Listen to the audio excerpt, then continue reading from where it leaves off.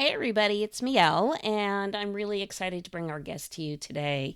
One of my favorite fellow equestrians, Shawna Van Nuys. She is a mother of two, describes herself as a recovering perfectionist, a lover of animals, believes strongly in kindness, is passionate about helping others to come back home to themselves, to really integrate their vitality and love of life. She does this through use of time with her horses and time she shares with others with her horses to serve as a translator and an intuitive guided coach of equine wisdom.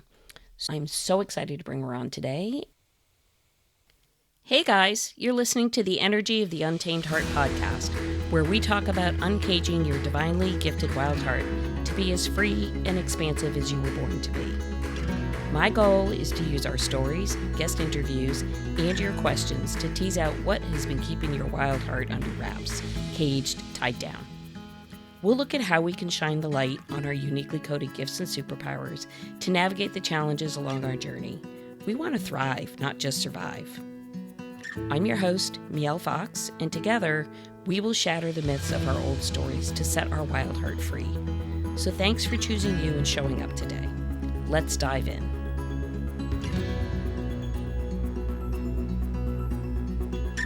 All righty. Well, I'm so excited today to welcome my friend Shawna Van Nuys, just like the town in California. She's an equine guided coach, and I'm going to let her explain what that means. I'm just so excited to have a fellow equestrian who's in tune with her heart, the heart of her horses, and how that relates to the energy of finding your way back home.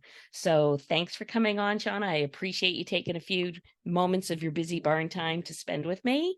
And I just thought I'd have a great chat, talk horses, talk emotions, talk about how they've changed your life, your journey, and how you choose to use that information to help others. So tell me how this all started for you. Well, so it all started with meeting my heart horse, Hudson. Um, he, I've always loved horses and wanted to have some type of career with horses, but I didn't know how because I'm not, I'm not a horse person, right? I didn't grow up with horses, so I'm not a trainer. I'm not a farrier. How am I going to have a business with horses? I always had a dream of doing some form of therapy with horses, but I didn't own a horse. I wasn't a therapist. When my girlfriend had her filly, she was perfect therapy horse, and it sort of reignited that dream. But again, the how am I going to do this? Who am I to do this? I don't know what to do. And so I sort of dropped it.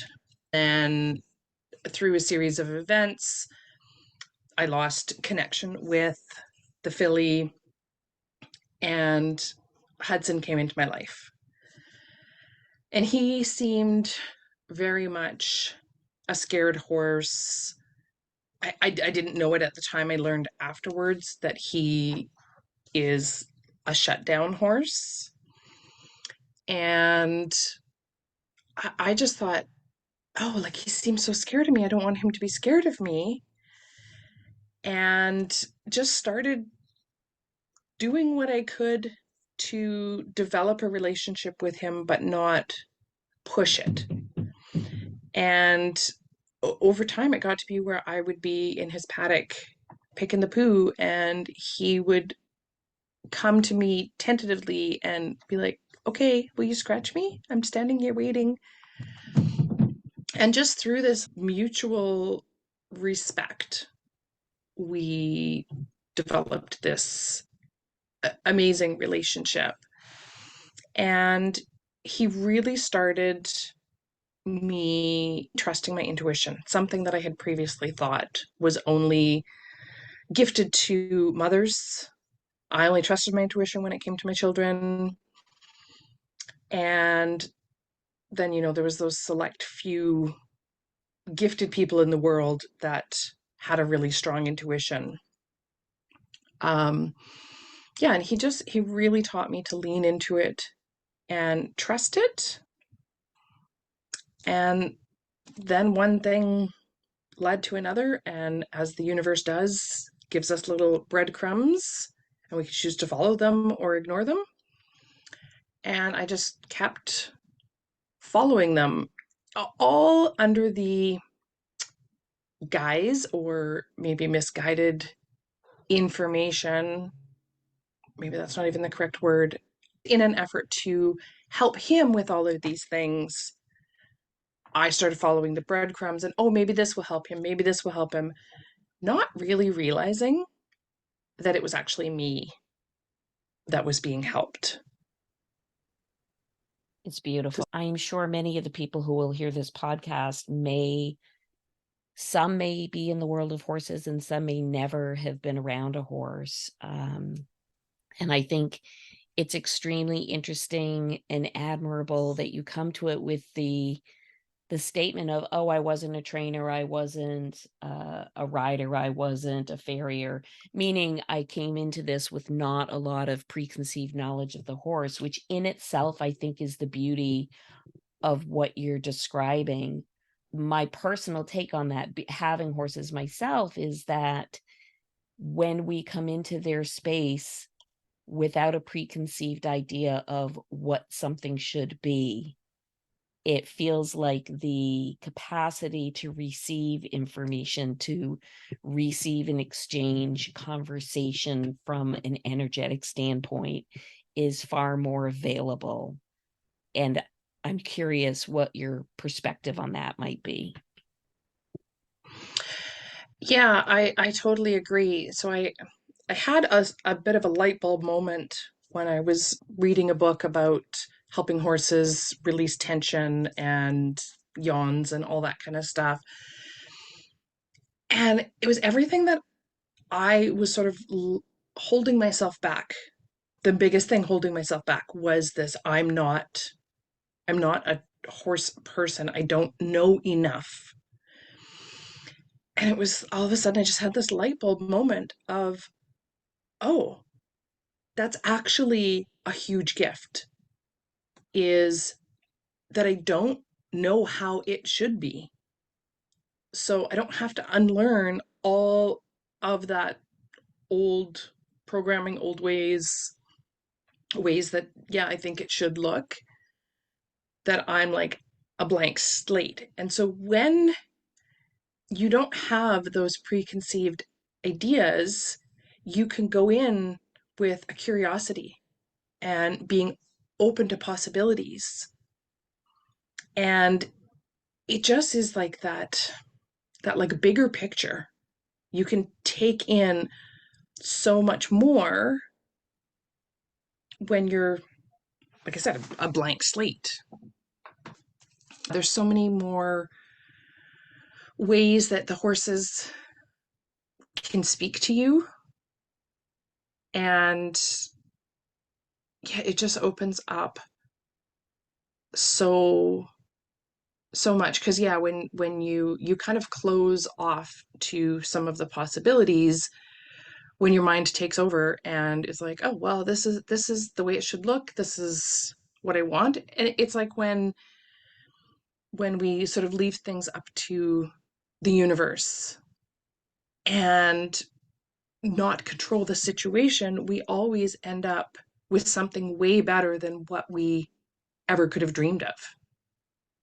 So the big word that I hear come through as you talk is trust. I hear you say finding Yeah. trust in the horse, trust in what they choose to offer, trust in what's above and beyond us to be guiding us.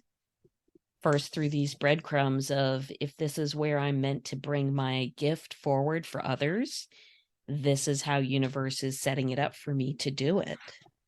And the second piece is, and I place my trust not just in universe or God or spirit or whatever one chooses to name that beyond us force, but also in these horses to lead from the purity of their heart without the fetterments, I'm going to call them, of their past, especially your horse Hudson, who you originally described as scared and shut down.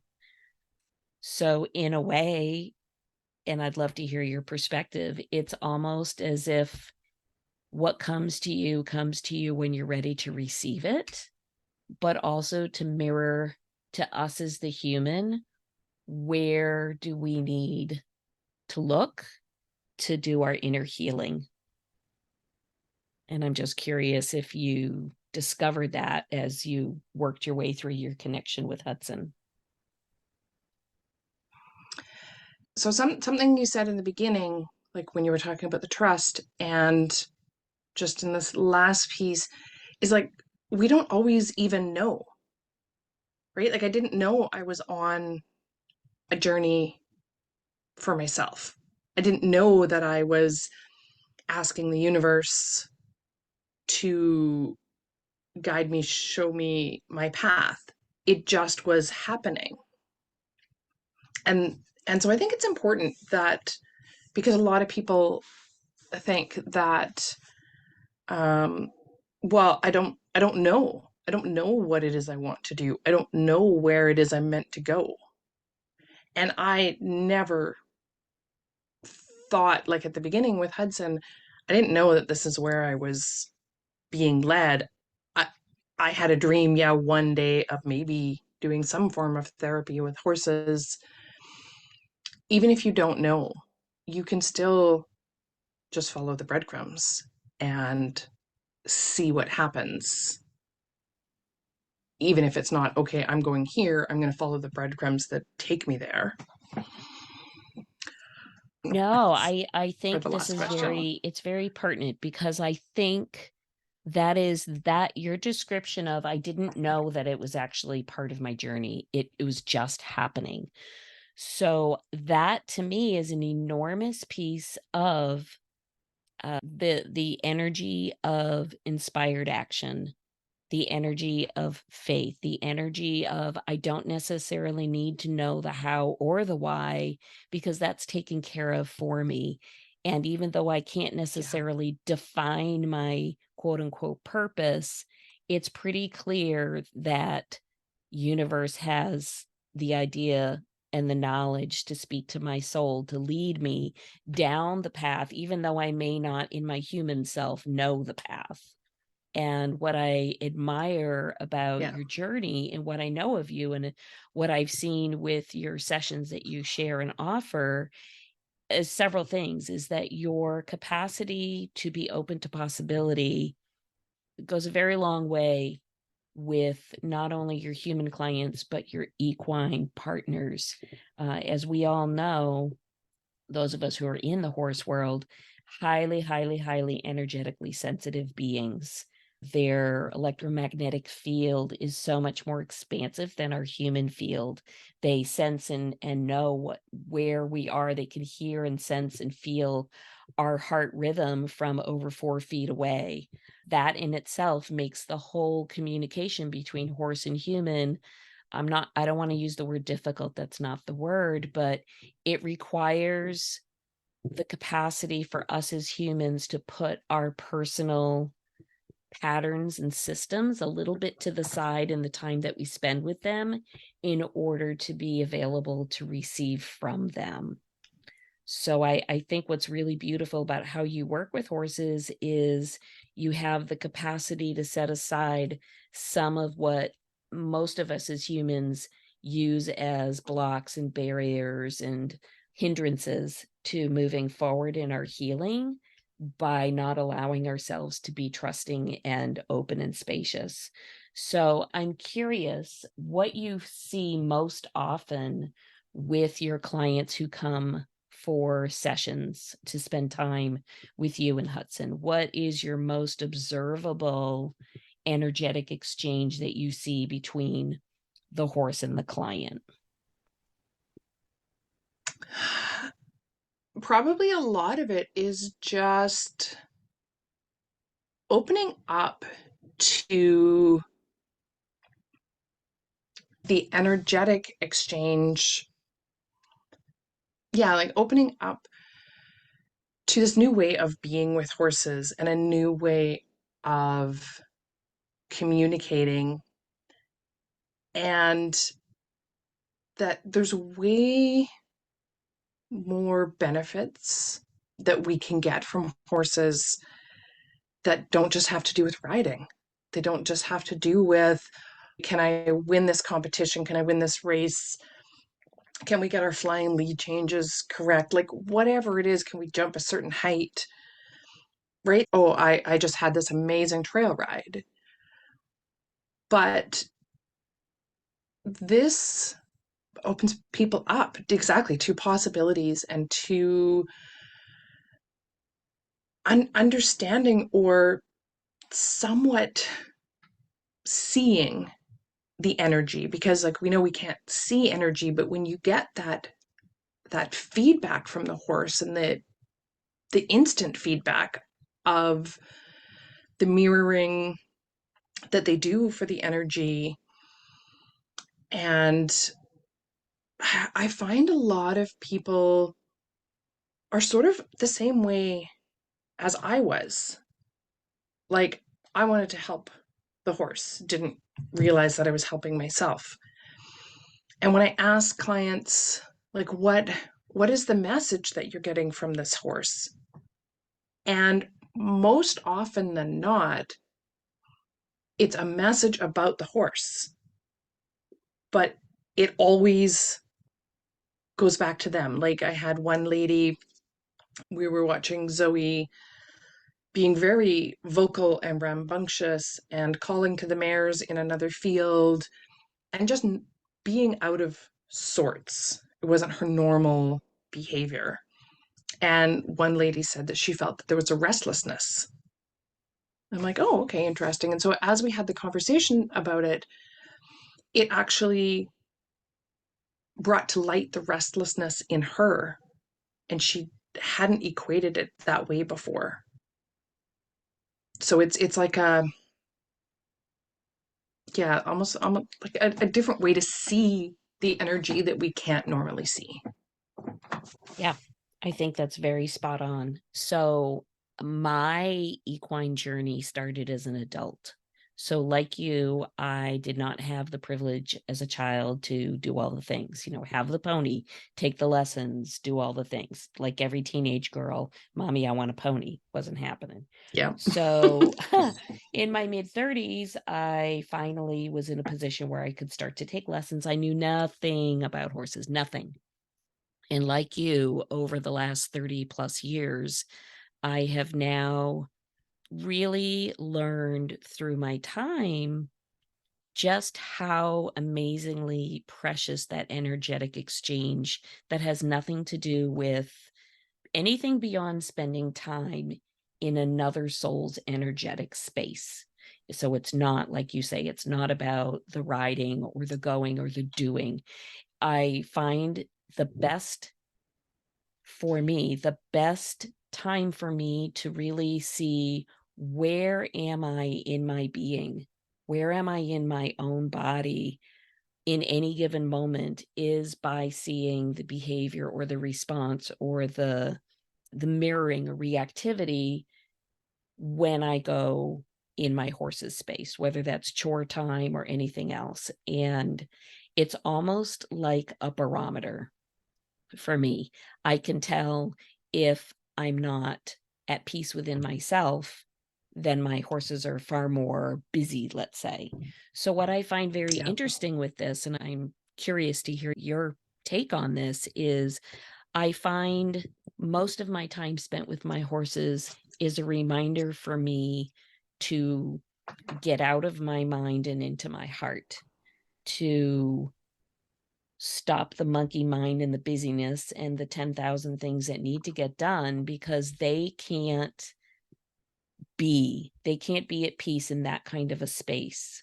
That's almost contrary to how they exist.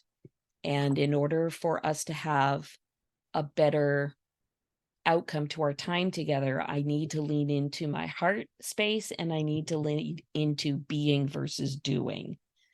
For me, my biggest experience and learning curve over the last 3 decades with horses is learning how to be versus do.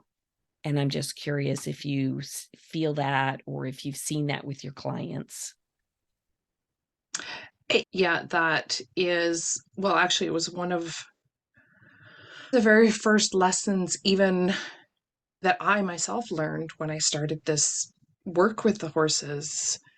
I was at a private retreat up with the herd at Epona Rise in Kamloops.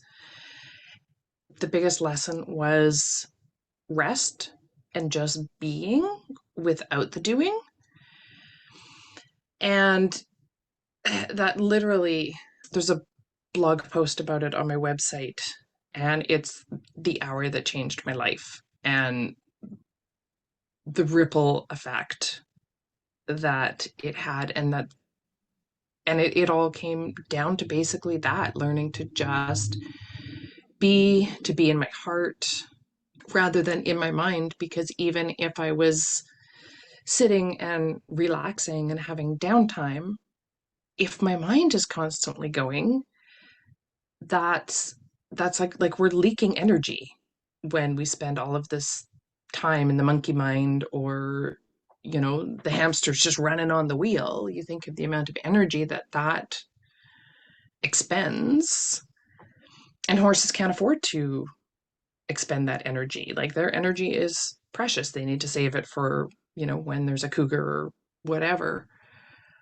And yet learning to come into the heart, and like you mentioned about their their energetic field is so much larger than ours, and it all stems from their heart. They live in that space in your heart. And I feel like the space in our heart is our that's where our power is, and that's where we can just be. The space in our mind is where we do. What I hear you saying is in this journey that you've been on, one of your most pivotal moments for you was that hour that you spent where you really learned the rest and the being versus the doing. If you had to see or observe what goes on when you offer a session to your clients, would you say that that is probably up as one of the biggest ahas that you observe? Or would you say there's other pieces that you see with folks when they come to spend time with you? Yeah, that's probably one of the biggest things. And just as you were saying that, it was like that need to get it right, right? Like when they're watching the horse, and a lot of times they're looking at the horse and what the horse is doing, and it's very hard for us to look at something else and see the mirror within ourselves, which is part of my job, is helping show that mirror. A lot of times it's like they're focused on what the horse is doing, not how the horse is being, which is a mirror to, like we said, most humans, and what we're doing versus how we're being. You can almost sort of see the light bulb go off when you start showing the mirrors and how it brings it back around to them. And then they start getting, rather than getting the messages about what the horse is doing, then they start being able to hear more of their intuition.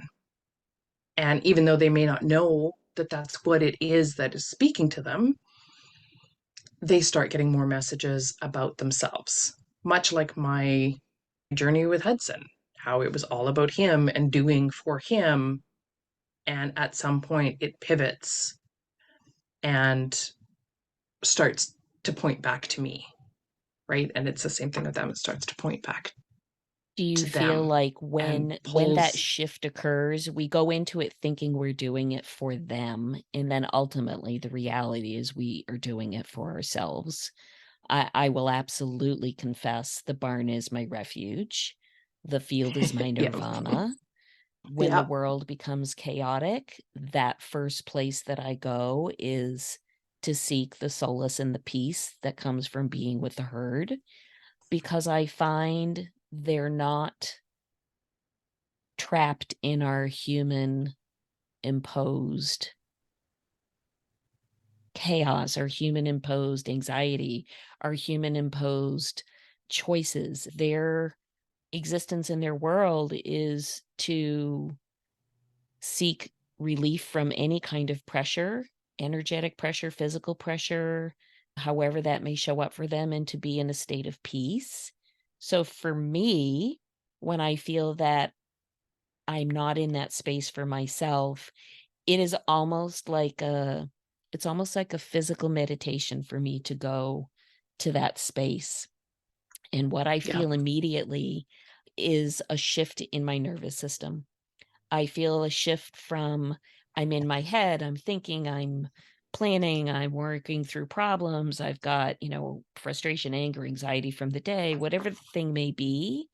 And when I am around the horses, in order for me to not create a fuss in the herd, I have to let that go. I have to get quiet. I have to go from busy, busy survival mode angst to calm, quiet, more harmonic, breathing more deeply, shifting into a better place in my nervous system.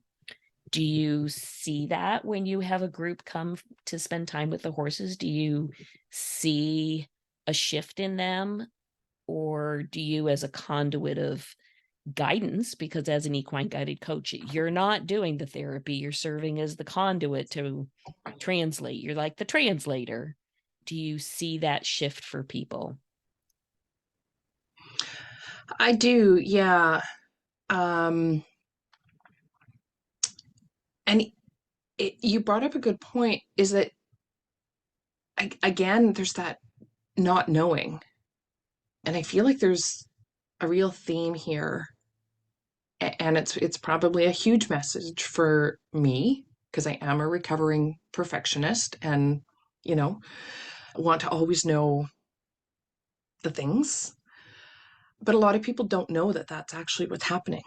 They don't know that it's their nervous system coming into regulation. They just know that they feel better. Their mind feels quieter. They feel more peaceful. They feel rested.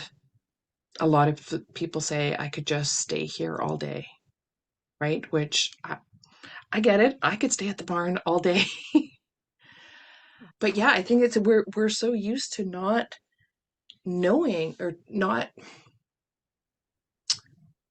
like we aren't really taught about our nervous system and like yes we feel the anxiety and we know, oh, okay, fight or flight, but do we consciously like, oh, okay, I'm feeling anxious, oh, it's my nervous system, I'm in fight or flight, how do I get into rest repose? Like we don't, it's just, I'm feeling this way, I don't like it, how do I feel better?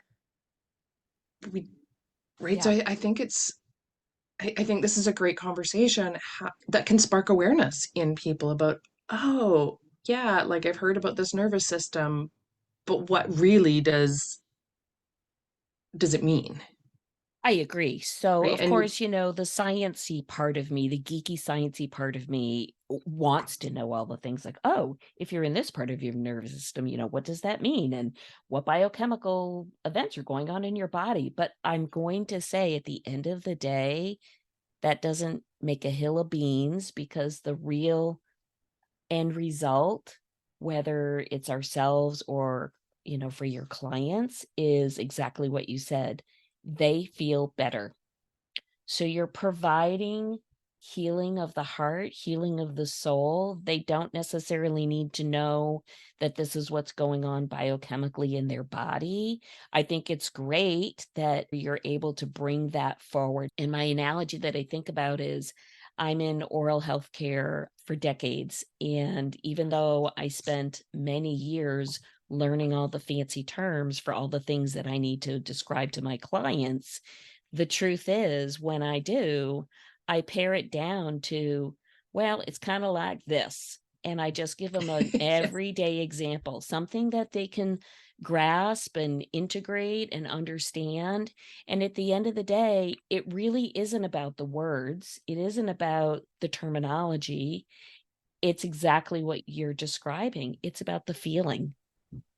It's about, did you end your time here with me and these horses in a better place than when we started? Yeah.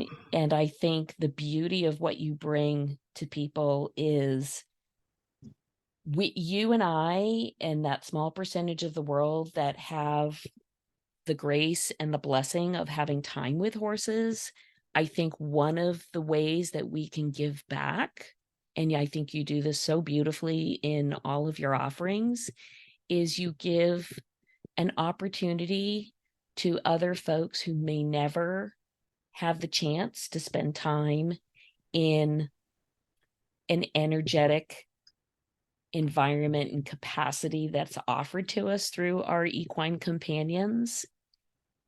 And I think that is an enormous light that you shine on the world. And your gift to bring that forward for people is just phenomenal. It is so desperately needed. People need to feel at peace. They need to find a place of serenity outside of their day-to-day ongoing craziness, whether we choose it or don't. And I think that time that you offer people to heal themselves and find their way to their heart by spending time with a horse's heart is just, I just can't even begin to say how very blessed and fortunate your clients are to take the time with you.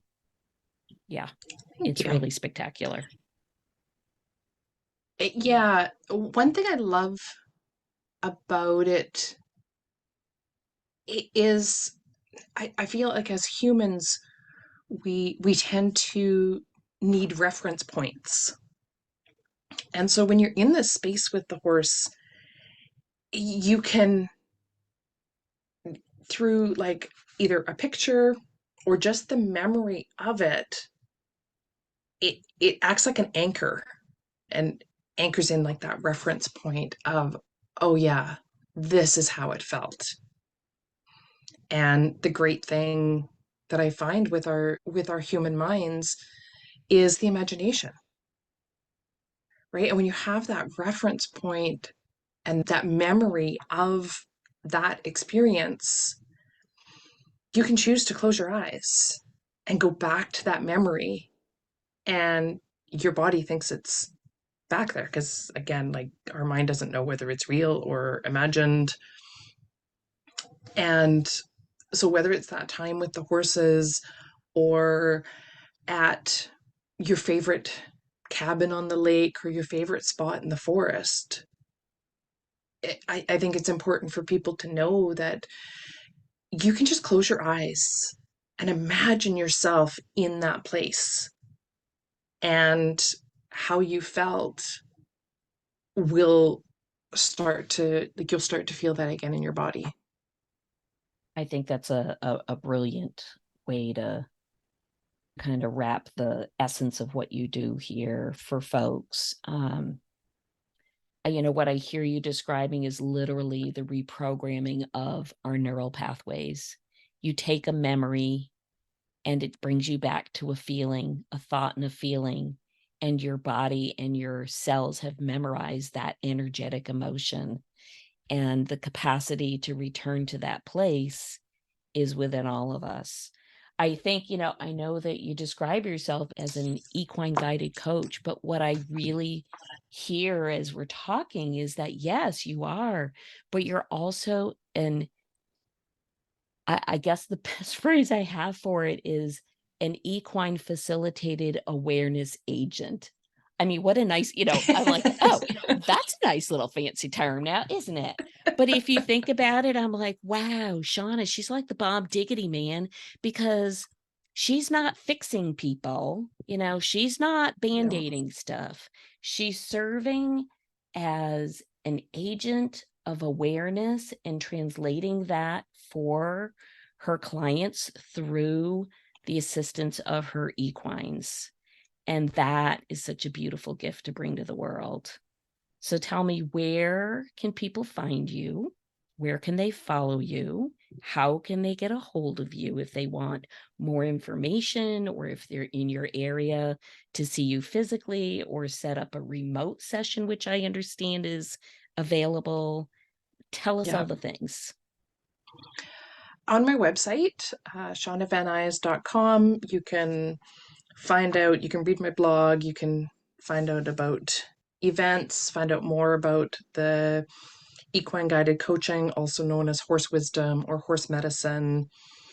And then I'm most active on Facebook. If you just search Shawna Van Nuys, my page will come up that is EFT tapping and equine guided coaching. I'm also on Instagram at Shawna Van Nuys. And I wanted to quickly mention that because we've been talking about being and doing. And so these are some of the things that I do and that I offer, but there's so much more, and I'm constantly learning and evolving and adding new tools. There was just something in there that wanted to come out about it's not what we do, but it's who we be, helping others come home to themselves. And so, whatever way that looks, whether that's through the horses or through some other modality, it's not one size fits all. And the the best way we can be who we be is by coming home to ourselves. Beautiful. I agree. 100%. So with that, I'm going to spell out your name, and I'm also going to put your links in our show notes so that there's no doubt about how folks can find you. And it's Shawna, Shawna, Van Nuys, VAN, capital Nuys.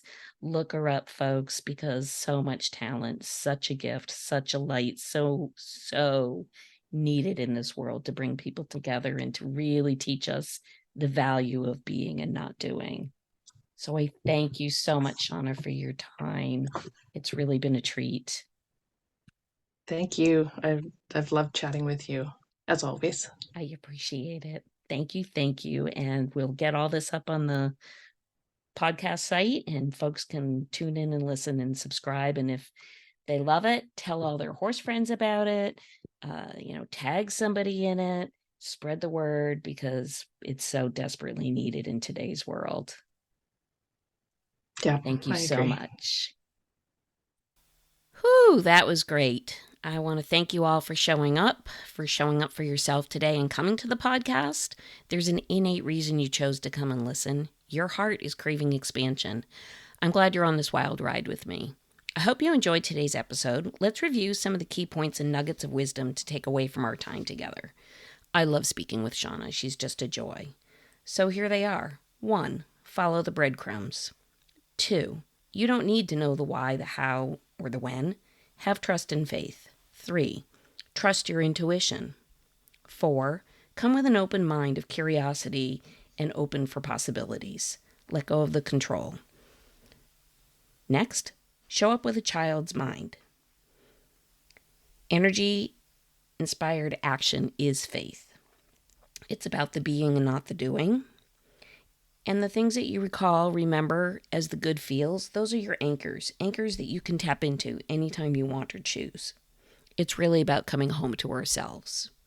It's in the being, not in the doing. And there you have it. Feel free to follow me on Facebook or Instagram. Tag a friend to follow along here for the weekly podcast. I'd love to hear from you and answer any of your questions, learn what you want to hear about. Feel free to reach out by DM or email. I'm hoping to bring on an equestrian-related topic for one episode per month, and the other weeks of the month will either be solo or other guest interviews. I look forward to bringing you more energy of the untamed heart.